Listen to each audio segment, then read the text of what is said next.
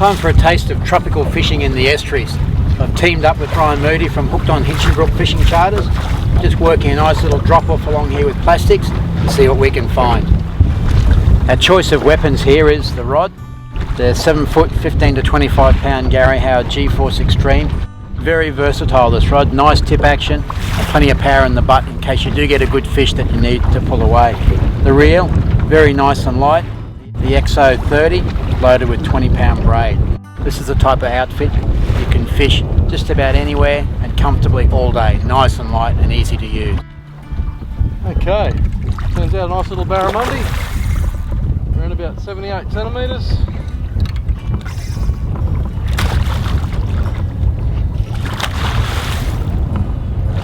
Lovely. Oh, just spat up a whiting. Oh.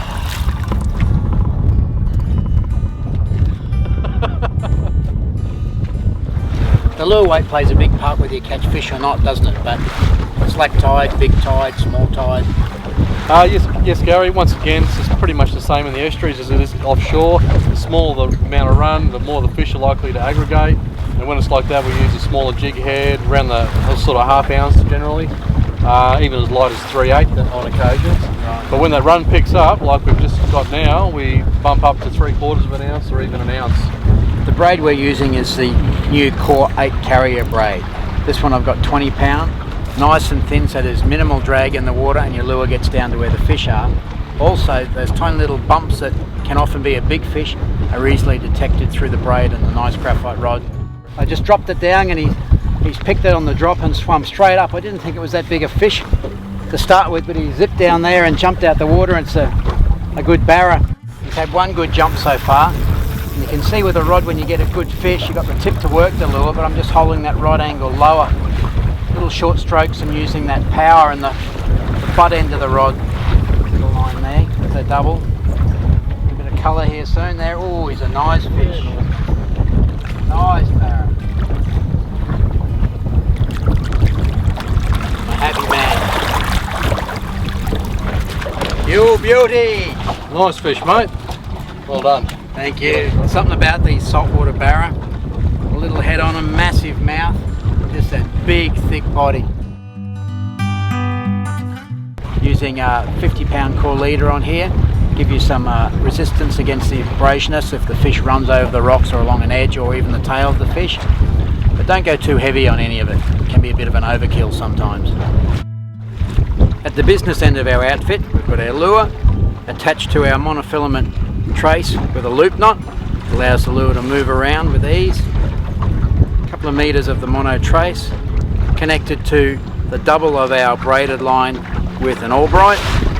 Just a short double and then a bimini twist to our main braided line down off through the rod to the reel. But generally I like to use around the 6 inch to 7 inch type of plastic. Right. Sort of encourages the larger fish to feed a bit better.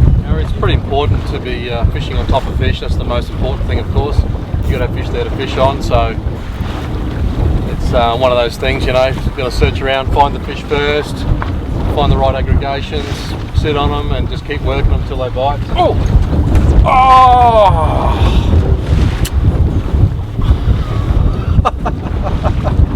Smack!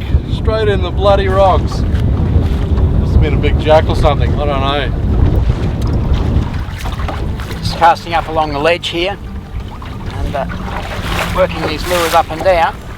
You never know what's going to hang up along these ledge. And this one happened to be a little queen fish. It's got a bit more tip in it, this rod. This is a G-Force Extreme again, but the 15 to 25 pound. Loaded up with a 20 pound braid on the XO. Go, catch and release right at the boat side. Makes it easier. As with most types of fishing, it's all about putting all the different components together.